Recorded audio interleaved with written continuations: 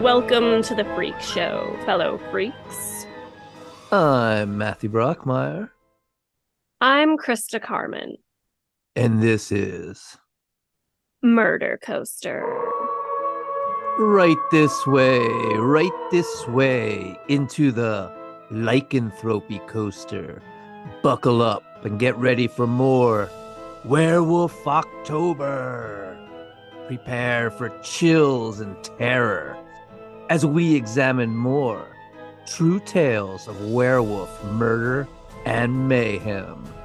Today, we'll be journeying through Nazi-occupied Germany for a look at werewolves of the Third Reich, then be crossing over into 1990s Russia to examine the case of the vicious and barbaric werewolf cop of Siberia, the most prolific serial killer in the history of Russia, and then end up in present-day Florida for an actual documented case of clinical lycanthropy that ended up in cannibalism and murder most foul.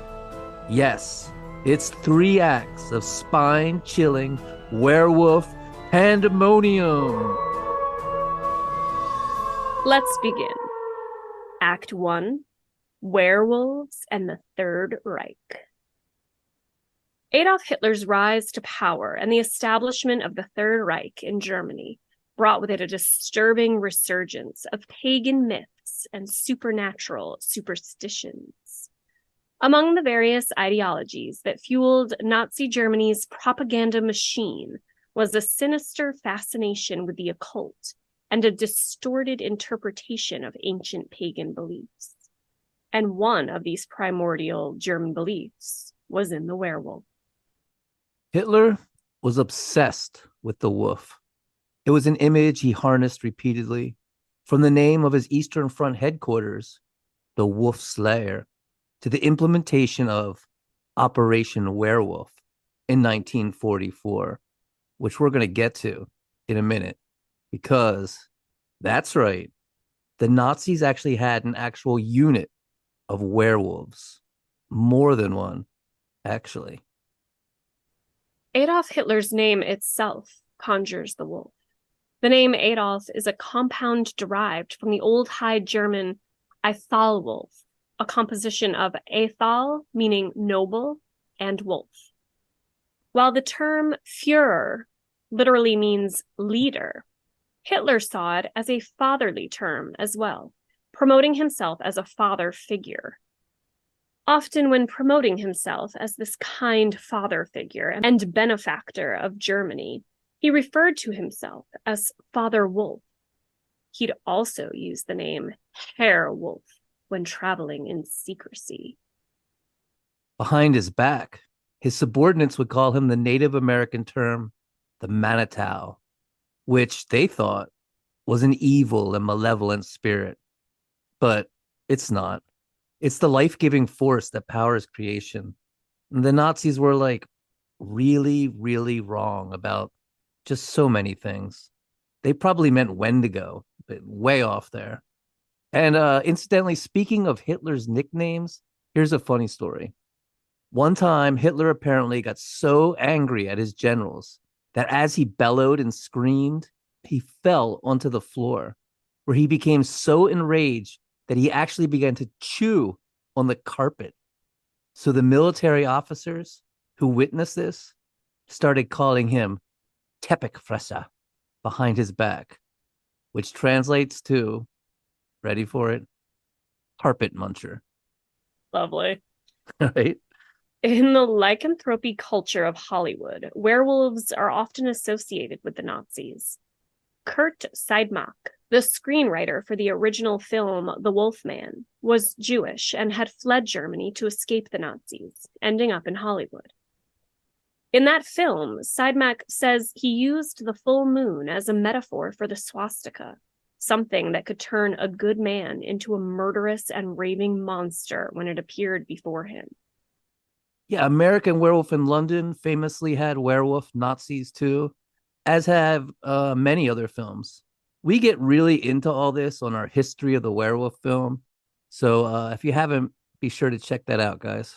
The Nazis stole and appropriated any imagery that they deemed fit to take for their cause, like the swastika, which is actually a 7,000-year-old Sanskrit symbol meaning good fortune and well-being. I think it's fair to call this cultural appropriation on a scale never seen before. Right. Not only did they steal it, but they ruined it forever. Right.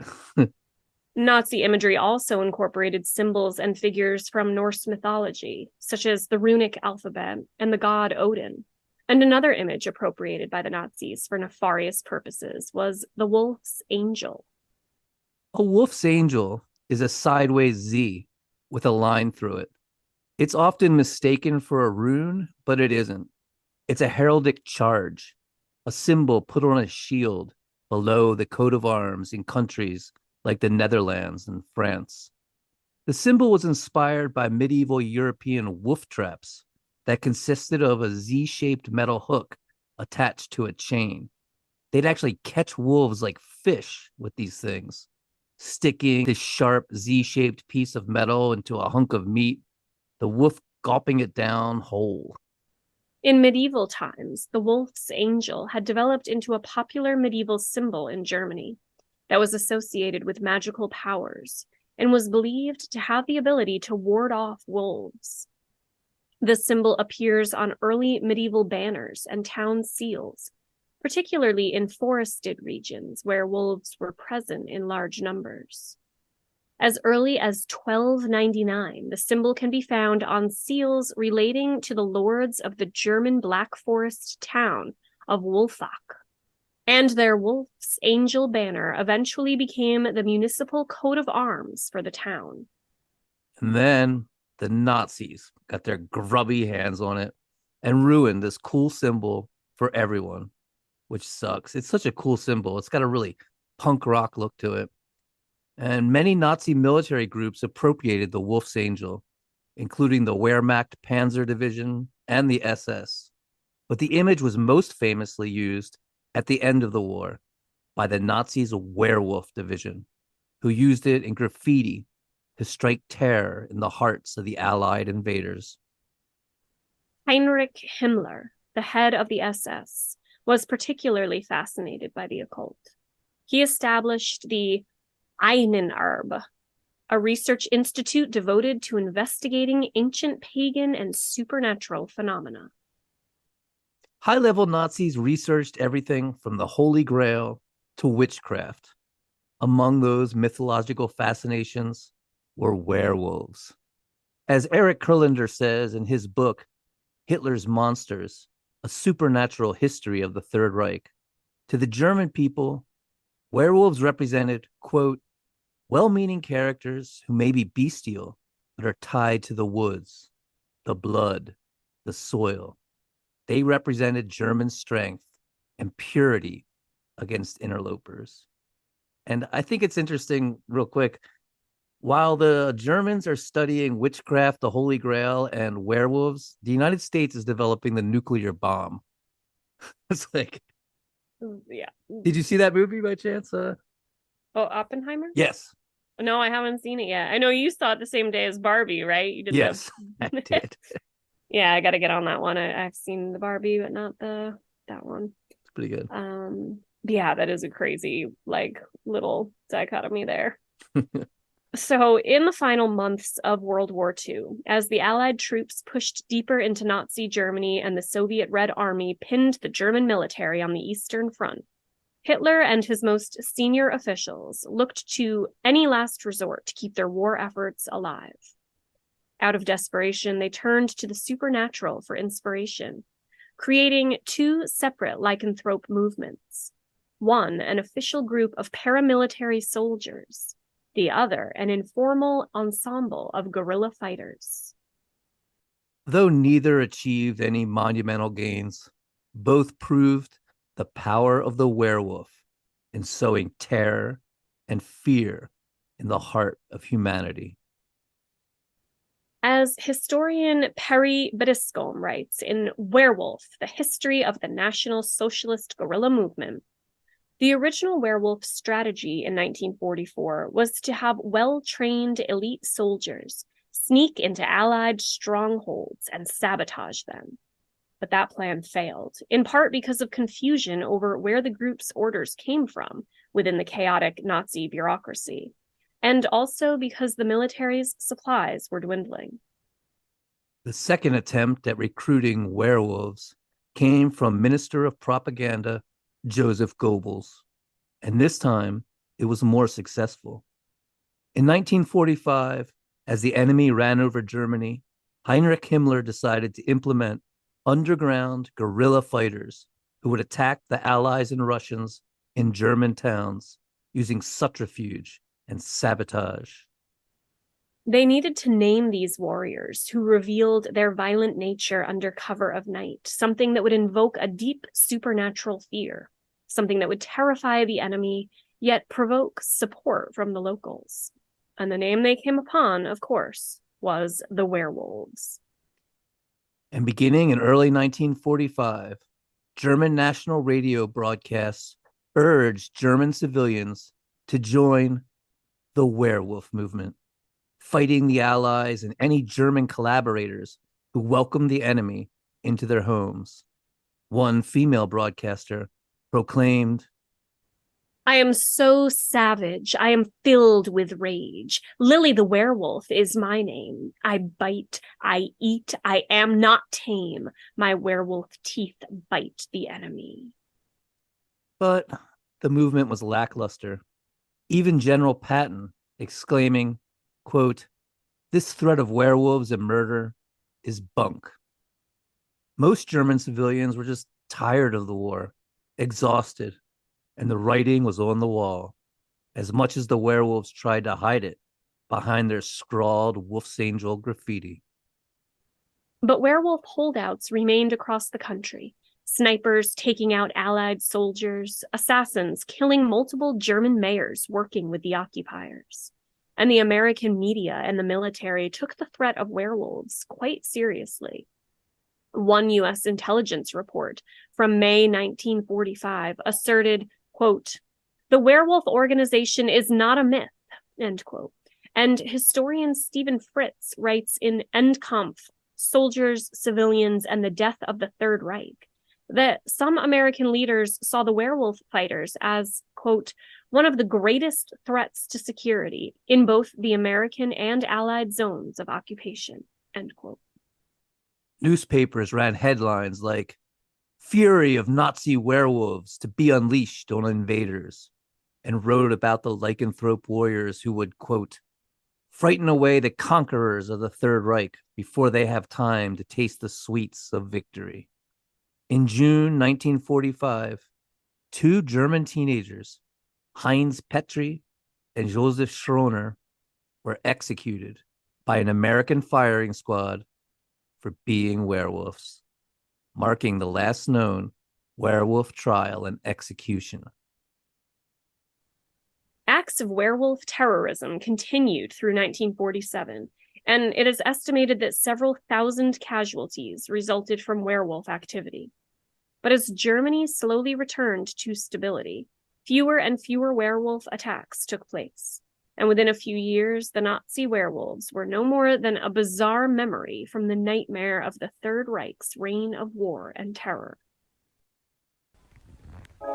Beyond the Shadows podcast. In the darkest corners of our universe lie spaces where even the light won't go.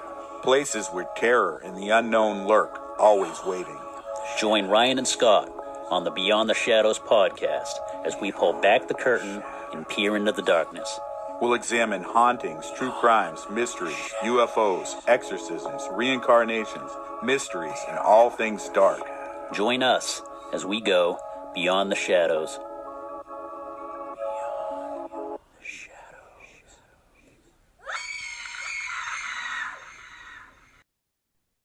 Ladies and gentlemen, we present Act 2, The Werewolf Cop of Siberia. Siberia stretches over the entire expanse of land from the Ural Mountains to the Pacific Ocean in Russia. It is a frigid and unforgiving land of ancient forests, tundra, and icy vastness. It is sparsely populated. Towns and cities are few and far between. One of these cities is Angarsk. Angarsk is an industrial city located on the Kitoy River in southeast Siberia.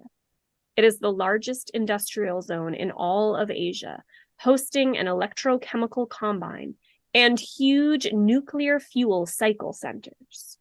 The city is connected to the Trans-Siberian Railway, as well as many trams and buses, which go in and out of the city, making commuting to the city very easy. And back in the 90s, most of the workers lived outside of the city, commuting to work. So during this time, there were only a few thousand full-time residents actually living in the city. So while during the day, it would be fairly bustling, full of workers, at night, it would become somewhat barren. In the 90s, after the fall of the Soviet regime, the city was riddled with dozens of criminal gangs, all vying for power, all involved in complex turf wars. These gangs were brutal. They'd target the wives and children of rival gang members, and this just became a way of life there, something everyone was used to. And in this city, which boasted only a few thousand residents at the time, there were typically over 2 murders every single day. So when women, many of them sex workers, began appearing murdered and tortured on the sides of the road, some stabbed, some strangled, some bludgeoned with an axe, mutilated and decapitated, police thought it was all gang-related, rival gangs fighting over turf. These criminal enterprises were known to target prostitutes that worked for rival gang members. It was just business for these brutal criminals. But the gangs themselves, they knew different. They knew it wasn't them murdering these women. All of these women had been sexually assaulted after they were murdered and mutilated. Gang members found that disgusting. This wasn't their work. They knew the truth. There was a werewolf loose in Russia, murdering women. Only what the gangs didn't realize was that it was a werewolf cop. The dissolution of the Soviet Union had profound economic consequences for Russia in the 1990s. In the immediate aftermath, Russia experienced a severe recession marked by hyperinflation, a sharp decline in GDP, and collapsing industrial production. There was also widespread corruption and a weak rule of law. And I think this is really interesting, for we see how Germany's economic crisis after World War I led to Fritz Haarmann's spree of cannibalism and murder. And in America, we saw how the Great Depression caused a national kidnapping crisis where Albert Fish was able to flourish. So now we're seeing a post-Soviet Russia in the same sort of situation. Basically, criminals are running rampant, unfettered, and in the mayhem, these terrifying serial killers are able to go undetected. In this case, the most prolific and brutal serial killer Russia had ever seen, with 83 confessed murders, a man named Mikhail Popkov, who became known as the Werewolf of Angarsk. Mikhail Popkov was born on March 7th, 1964. Very little is known about his early life, and researching this case, you'll find a lot of conflicting information, but we'll try to piece it out as best we can. Said Mikhail always wanted to be a police officer, even as a young child. His mother was said to have liked her vodka and could be abusive when drunk. He was abandoned at one point and left with his grandparents for a long period. We know from past cases that abandonment issues can spark a host of antisocial behaviors. But eventually his parents took him back in. It was never a happy or stable home life. During the summer months, Mikhail's parents would send him off to a camp, and reportedly, while other parents visited their children every weekend, Mikhail's parents would never come see him, and he'd sit alone watching the other families frolic together every weekend. And the other children would bully him over this as well. The bullying grew so bad that Mikhail decided to run away from the camp, fleeing back to his parents' house. He walked in to find his mother in the act of having sex with his father's best friend.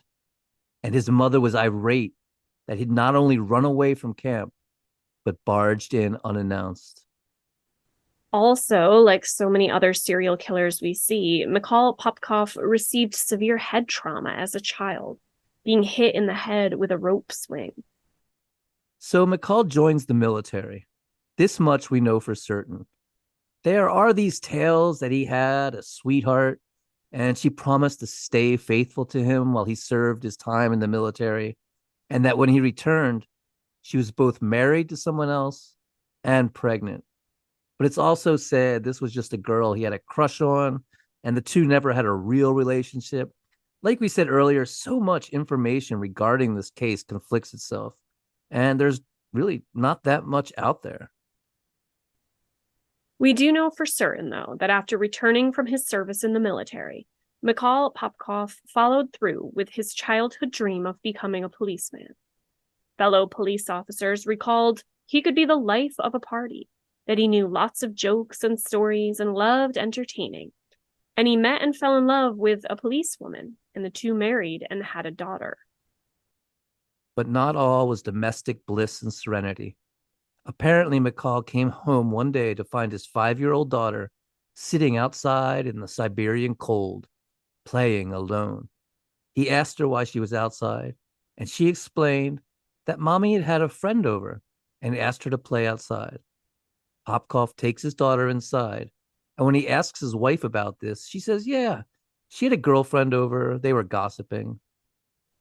But ever the investigator, Popkov looked in the trash bin where he found beer bottles and a used condom.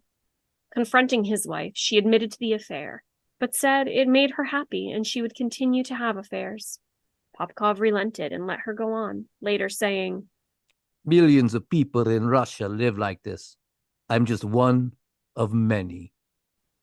Supposedly, she would go on to sleep with many policemen, who they both worked with, including Mikhail's own boss. But later his wife would deny all this. But according to Popkov, a rage began to build in him, fueling an inner beast. A simmering hatred for women brewed in his heart, especially women he saw as drunks and of loose moral fiber. Women like his wife and his mother. In 1992, when he was 28 years old, the Werewolf of Angarsk, Mikhail Popkov, would commit his first murder. He says he picked the girl up, completely intending to just drive her home. He was being a hero, helping a stranded woman get out of the cold and make it home safe. But when she got in his car, it became apparent that she was a sex worker and drunk. She was slurring her words, flirting with him, which reminded him of his mother. When the image of his mother flooded his senses, something came over him. He transformed into a bloodthirsty and savage beast. The inner wolf had been let loose. He took the woman deep into the far outskirts of town, down a lonely, barren road, beat her senseless, and then dragged her by the hair out into the dark forest.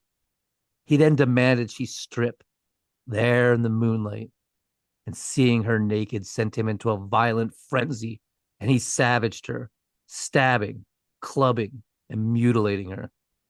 When she was finally dead, he was in such an excited state that he sexually assaulted her corpse.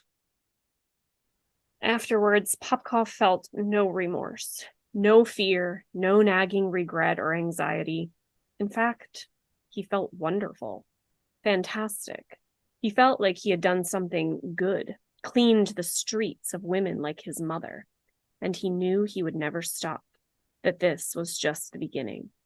And so began a 20-year reign of terror and brutality by the werewolf cop of Siberia. Drunken women, alone, outside discos and restaurants became his targets. He called them fallen women. He'd lure them into his police car with a friendly smile. He'd ask them if they wanted to party. And if they said yes, he said that gave him permission to murder them. These were the women he felt he needed to rid the world of. Those who said they wanted to party, he says, wrote their death sentences. Those who asked to be taken home, saying they needed to return to their husbands and children. Those he deemed good. He simply drove to their houses and let them go with a friendly wave and...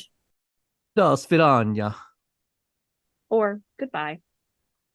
The werewolf would attack them with whatever weapon he had at hand, sometimes an axe, sometimes a knife, screwdriver, pool cue. Others he murdered with his bare hands by strangling them. One he decapitated, and another he ripped the heart out of. As he would later say, "The choice of weapon was always casual. I never prepared beforehand. I used whatever object happened to be in the car, a knife, an axe, a bat." And always, once his victims were dead and mutilated, his fury at a peak, the beast inside him, fully in control now, he would sexually assault them. Some of his victims had over 170 stab wounds. That type of viciousness is really unheard of, even in the most extreme of cases. For instance, Rosemary LaBianca, whose murder we covered in the Manson family, Leslie Van Houten episode, had been stabbed 41 times and police were stunned. To stab someone 170 times shows a terrifying rage and ferocity, a truly frightening and unhinged monster. Sometimes he'd go to great pains to hide the bodies, secreting them deep in the forest. Other times he'd just leave them right on the side of the road. Many he dumped in or near cemeteries, which our German werewolf, Fritz Harman, also did. Once he shoved a decapitated corpse into a trash chute. He began to call himself the cleaner, saying it was his job to clean the Russian streets of what he thought of as, quote, loose women. But he also kept up the facade of a family man, a loving husband, and a good father. His wife, daughter, and fellow police officers didn't have the slightest suspicion, as he would later say. I had a double life. In one life, I was an ordinary person. In my other life, I was a murderer and hid this from everyone. As he became a legend in his own mind, and police wrote all the crimes off as gang violence, he became brasher and darker and weirder.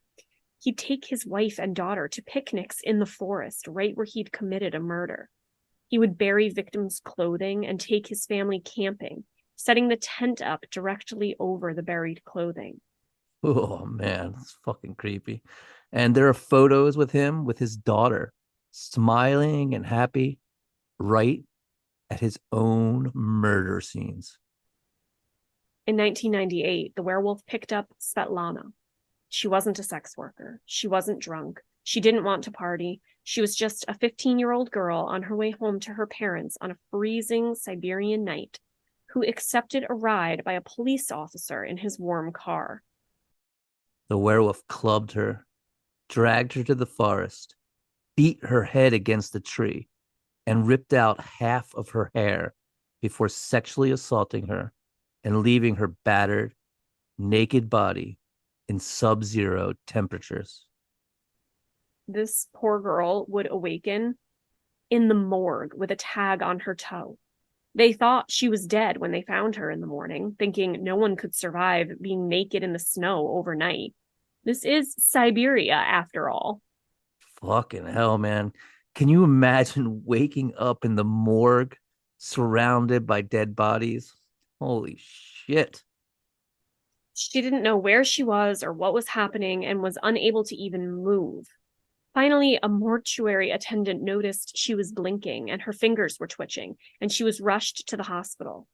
She had near complete amnesia, couldn't remember her own name. She had to relearn how to even walk.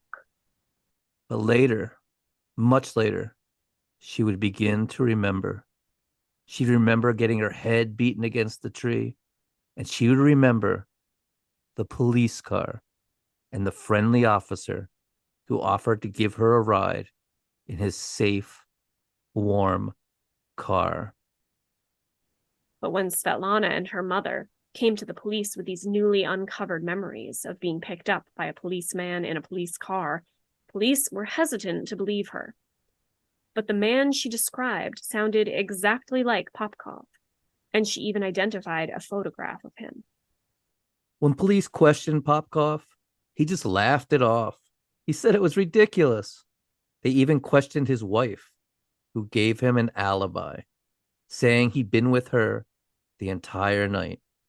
Since he had an alibi, and one given by his wife, who was also a trusted police officer, the investigation was completely dropped. No one on the force could believe that the funny and charming McCall could do such a thing.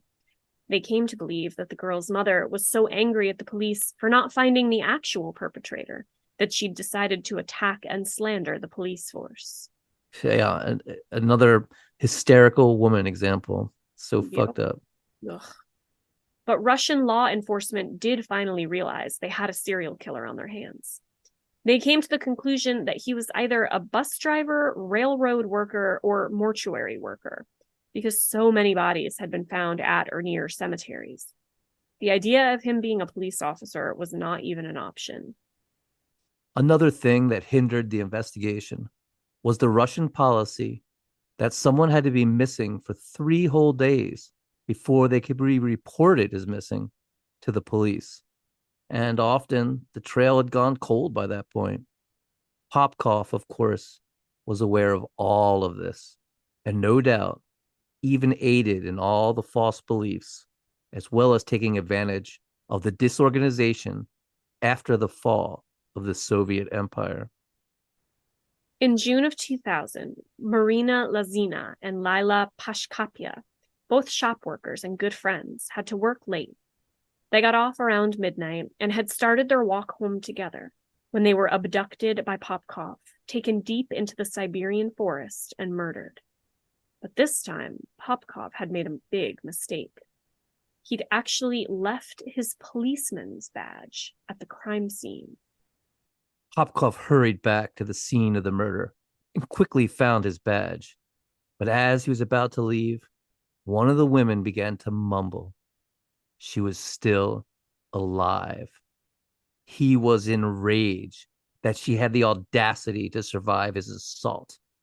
Trembling with anger, he went back to his car, retrieved a shovel, and attacked her, battering her head in, continuing to mutilate her long after he was sure she was dead, attacking her friend's corpse as well.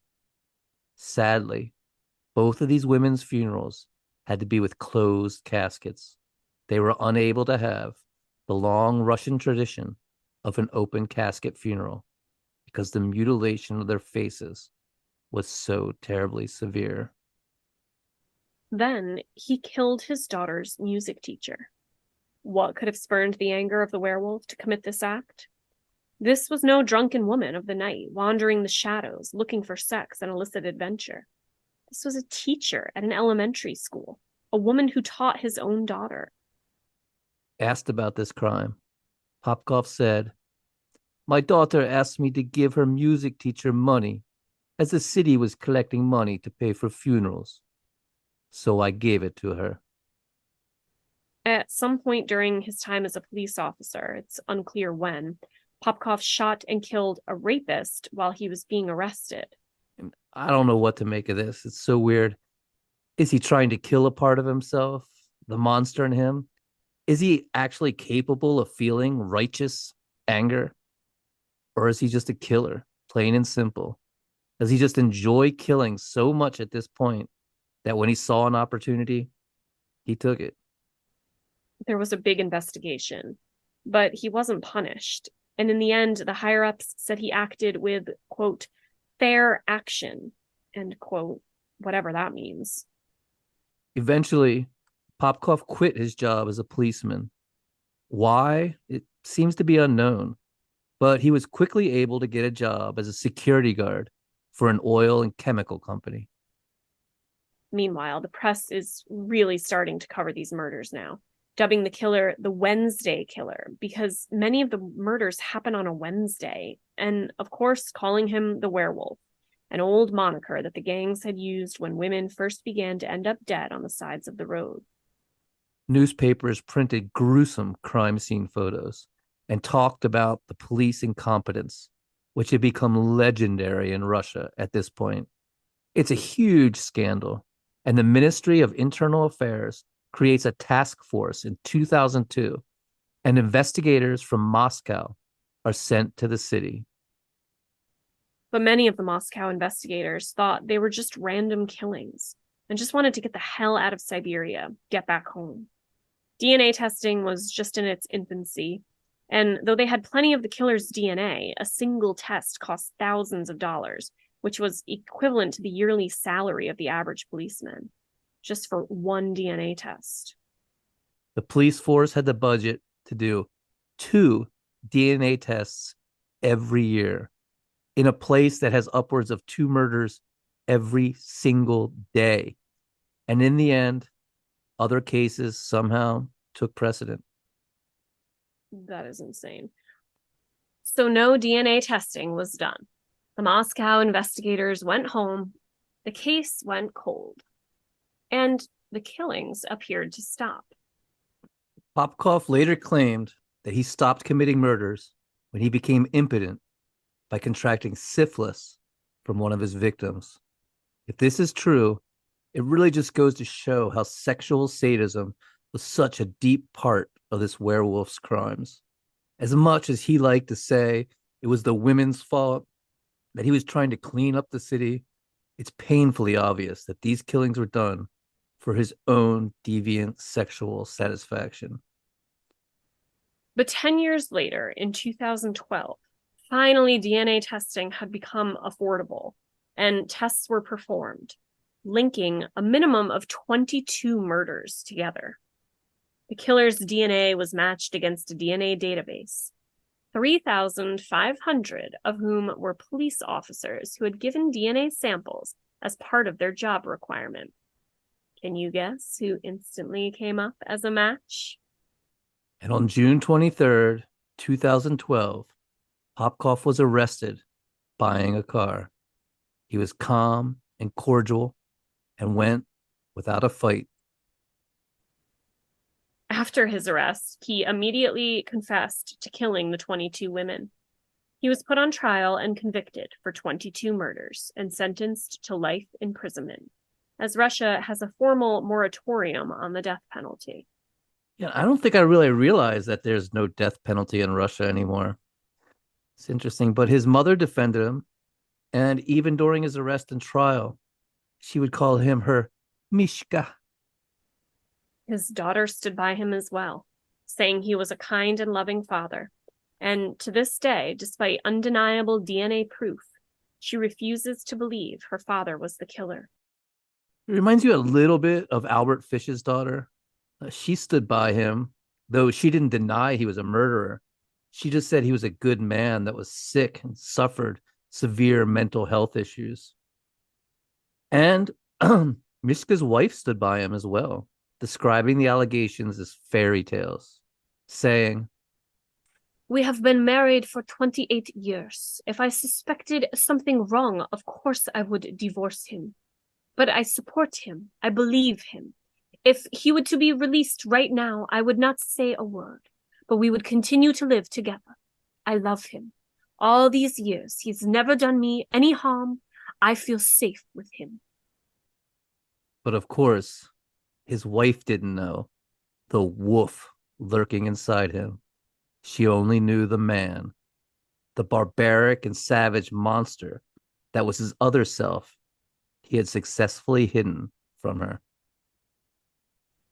And Mishka didn't deny it, saying, I could not anticipate the examination of DNA. I was born in another century. Now there are such modern investigations and methods, but not earlier. If we had not got to that level of genetic examination, then I would not be sitting here today. And 3 years later, when he is now faced with being sent to the infamous Black Dolphin prison in Russia, a barbaric place of forced hard labor, he offers up more victims to the police and admits to another 59 murders. 59. Insane. And by confessing to these, he goes back to trial so he doesn't get sent to the Black Dolphin. Investigators are able to find direct evidence to 56 of these murders. He's tried all over again, and in 2018, he's convicted of 56 more murders. Again, he's about to be sent to the Black Dolphin, one of the harshest prisons in the world. And he's an ex-cop and a rapist. He's fucked in prison. In 2020, he confesses to 2 more murders, bringing the total to 83. Making him the most prolific serial killer in Russian history, surpassing Andrei Chikatilo's confessed 56.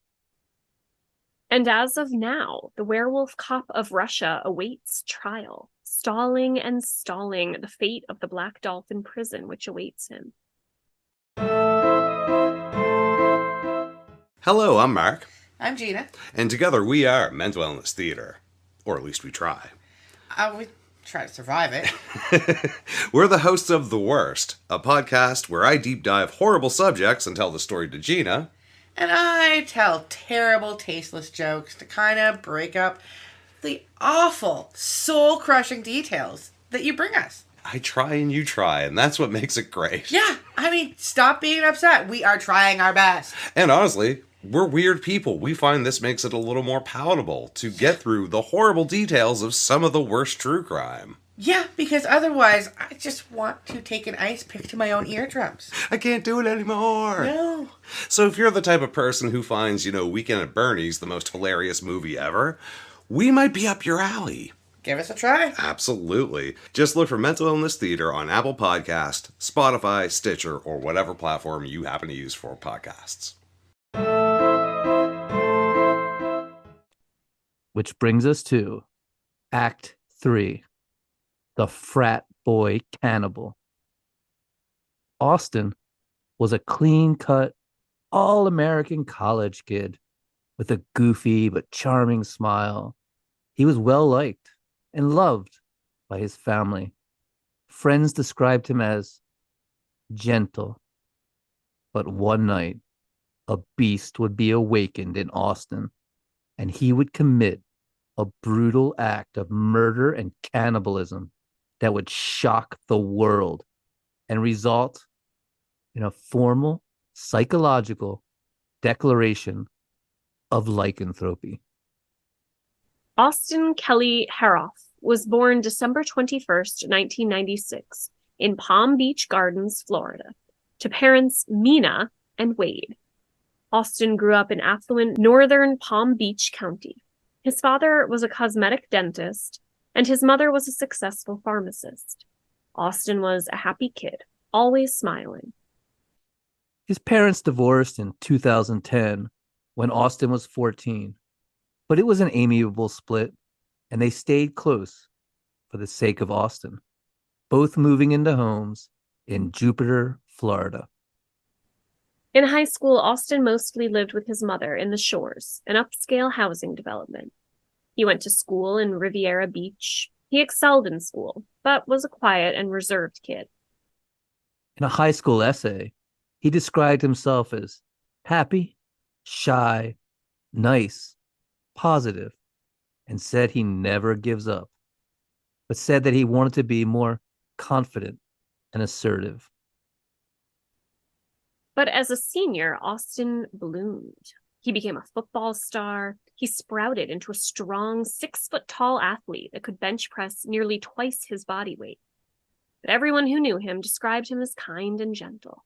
His football coach says he had to constantly urge him to be more aggressive, that the kid was just too sweet. In 2015, Austin graduated high school. He considered going on to play football in college, but came to the conclusion he just wasn't aggressive enough, wasn't mean enough. His friends called him the gentle giant. So instead, he decided to study nutrition and muscular exercise science at Florida State University.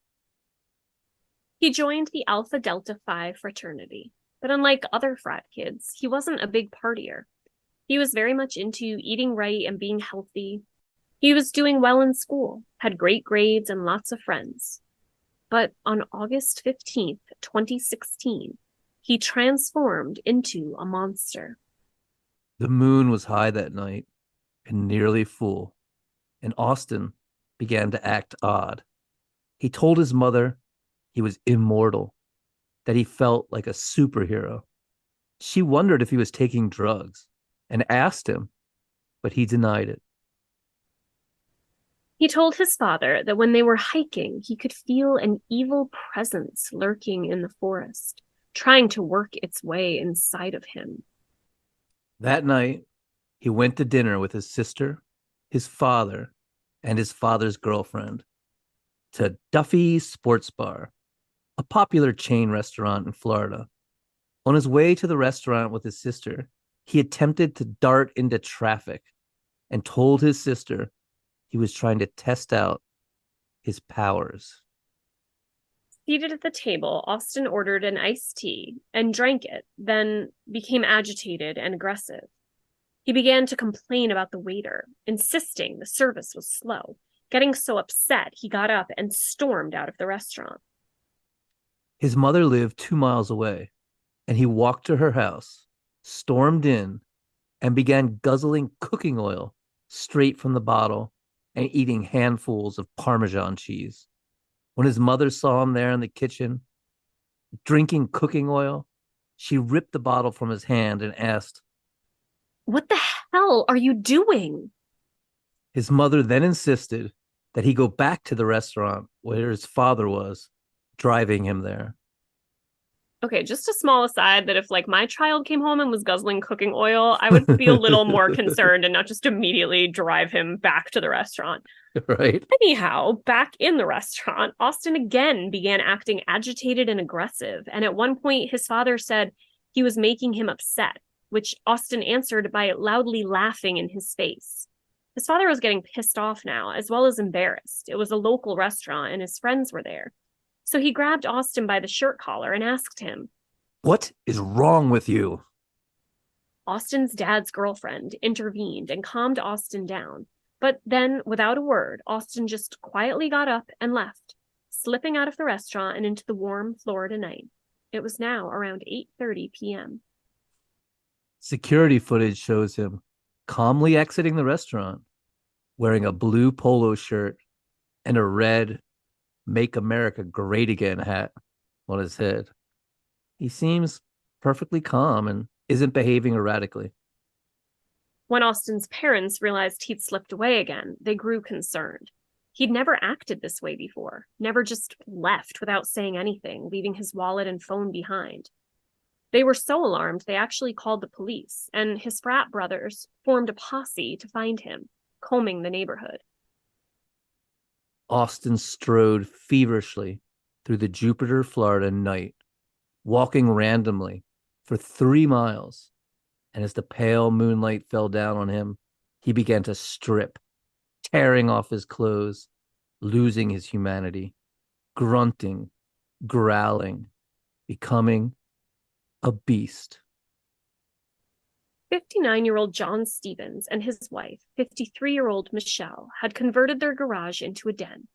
There were 3 sofas and a large flat-screen television, a pool table, a Jimmy Buffett-style bar, even an ice cream maker, and humidor for cigars.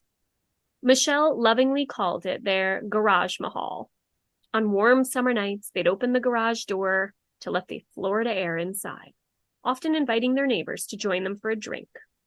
I like these two so much. I know, It was a right? safe, friendly neighborhood where everyone knew each other. It's really cool to convert your garage into like that kind of thing and just have the door open. It's Right, right. They seem so friendly. yeah, they do.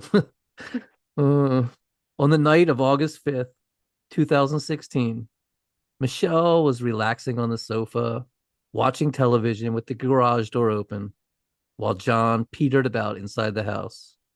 And this is when the monster attacked. Grunting, growling, making animal noises, Austin came barging into the open garage, surprising Michelle, who was astonished to have a naked 19-year-old man suddenly appear before her. As he entered the garage, he grabbed a machete that Stephen used for clearing brush. And then Austin was on the surprised woman, pummeling her, slashing at her with the machete, smashing her head against the concrete floor. Alarmed at the horrendous screams, John came racing into the garage to see his wife being bludgeoned and ran to help her. That's when the beast turned his attention to him, grabbing a Swiss Army knife that happened to be lying there and viciously stabbing the man. When a neighbor, Jeff Fisher, heard screaming coming from the house, he ran over barefoot to see what was going on, looking into the open garage to see Austin viciously attacking his neighbors. He rushed to intervene, and Austin stabbed him 5 times in the back, neck, side, and head, causing Jeff to flee back to his house, wounded, bleeding, and frantically calling 911. The first deputy arrived and looked inside the open garage. To her horror, she saw a naked teenager huddled over an older man, eating his face. She immediately called for backup. She then fired her taser at him before attempting to pull him off the man. But Austin proved too strong for her. He wouldn't budge, even as she beat him with her baton. 3 more sheriff's deputies arrived, all of them firing their tasers at Austin, all of them trying to rip the teenager off the man, who kept right on gnawing and ripping at the man's cheeks and brow, ripping huge mouthfuls of flesh from the man's face as he gripped him tight in a bear hug, refusing to let go. Finally, another deputy arrived with a canine unit, and they let the attack dog loose. When the snarling police dog attacked Austin, biting him, Austin finally relented and let go of the man. But John Stevens was dead. Apprehended and in handcuffs, Austin screamed out, "Help me! I've eaten something bad!" When the deputies asked him what it was he'd eaten, he said, "Human," and spit out a chunk of flesh. There was hair embedded between his teeth. But he had eaten something bad. He'd actually drank toxic cleaning chemicals from inside the garage at some point, and his liver began to fail. He soon slipped into a coma. Weeks later, he'd awake from his coma, groggy and unsure of what had happened, only remembering bizarre bits and pieces of the night. He had to be hospitalized for 2 months after his arrest. This was not the first time someone had ripped off their clothes and gone on a rampage biting people in Florida. Far from it. Surprise! Who would imagine that this would become a common thing in Florida? They even had a name for it. Excited delirium. Yeah, and in 2012, a 21-year-old Florida man was was arrested after attacking and trying to chew the hand off a Miami police officer. In 2015, a 41-year-old man ran naked down the street in Melbourne, Florida, screaming he was God, and then attempted to have sex with a tree. In 2016, a 19-year-old man ripped off his clothes and threw himself through a window to attack the mother and son inside. And most famously was the Miami zombie, Rudy Eugene, who, after tearing off his clothes, attacked a homeless man, ripping out his eyes and chewing off his face. Police were forced to shoot him 4 times the first shots having absolutely no effect on him as he growled and savagely carried on with the attack.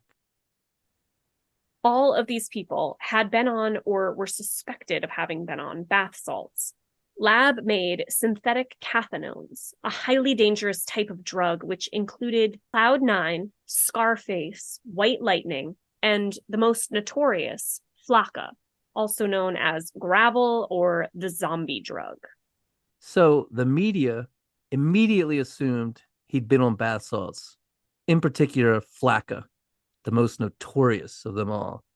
And the airwaves were filled with nonstop chatter about a Flakka-fueled double murder.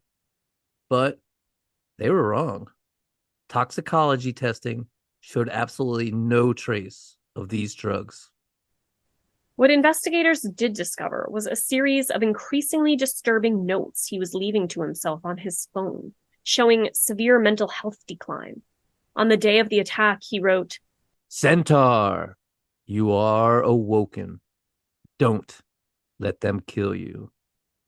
Then, "I wish to be normal, just a normal guy, not too nice, not too mean, but I can still run because I can't be tamed. I can do whatever I want. I was called the silent killer for a reason." and then, "What's the weakest thing about a centaur? What's the biggest help to a centaur?" like a centaur, it appears Austin felt he was becoming more beast than man, that an animal nature was taking over him. Later, when he was remotely interviewed right in the hospital room after he'd awoken from his coma by Dr. Phil, which is disgusting. Who let this interview happen? I'm sorry, but that guy is an exploitive bloodsucker. Anyway, Austin said to Dr. Phil, "I'm just so sorry. So sorry." And when asked why he attacked the married couple, he replied, "I don't know," and began to weep hysterically. At his eventual arraignment, Austin pleaded not guilty by reason of insanity to 2 charges of first-degree murder and was sent to a psychiatric hospital to be diagnosed. And the doctor diagnosed him as suffering from clinical lycanthropy. As we discussed on our first werewolf episode, this is a psychiatric syndrome in which a person believes he can transform into an animal, often causing the person to behave in a bestial manner, such as growling, howling, crawling on all fours, and biting. The delusion can cause sadistic and even cannibalistic or necrophilic behavior. It is thought to stem from schizophrenia or other mental disorders, and is sometimes called the werewolf delusion. The diagnosis was made by forensic psychiatrist Dr. Philip Resnick in a 38-page mental health assessment. In the assessment are Austin's claims that he thought he was half dog the night of the attack, which gave him the power to run with great speed. He also believed that he had sprouted hair from his face, becoming a wolfman-like creature, and that he attacked Michelle because he thought she was a witch trying to take away his powers. The doctor concluded that Austin was obviously in a psychotic mental state at the time of the crime, saying, quote, "The fact that Mr. Harrouff persisted in biting the male victim in the presence of police officers, in spite of threats of being shot, being tased, and receiving multiple kicks to the head, suggests that Mr. Harrouff was actively psychotic," end quote. And in November 2022, Florida Judge Sherwood Bauer of the 19th Judicial Circuit found Harrouff not guilty by reason of insanity and ordered him to be sent to a mental hospital. Unlike Manuel Blanco Romosanto, the Spanish serial killer in the first of our werewolf episodes, whose lycanthropy defense did not work. In this case, Austin Harrouff escaped a life in prison due to his lycanthropy. This is very, very rare So many seriously mentally ill people, deep in psychosis when they commit their crimes, are still found guilty and end up in prison or even executed. Richard Chase, the vampire of Sacramento, comes to mind. Yeah, no, it's very hard to prove insanity in a court of law. It's not really about how psychotic a person is. It's about how well they grasp the difference between right and wrong. And we all know a werewolf has no morals and no concept of right and wrong. And so we see from the dawn of humanity, with the oldest known work of literature, the Epic of Gilgamesh, where the goddess of sex and violence transforms a man into a wolf, all the way to Florida in 2022 with a fully documented case of clinical lycanthropy. The werewolf has always been with us and always will be with us, and is in many ways a fundamental element of what makes us human and how we perceive our own existence. But if you thought Werewolf October was over, think again, because we're going to be back with a Halloween bonus episode for you, dear listeners and fellow freaks. Very exciting. More fun stuff as spooky season reaches its peak. And as always, we want to hear from you. Send us an email. Let us know how you liked our Werewolf October, what other topics you'd like to see covered, or just say hi at murdercoasterpodcast@gmail.com. That's murdercoasterpodcast@gmail.com. We'll see you on Halloween.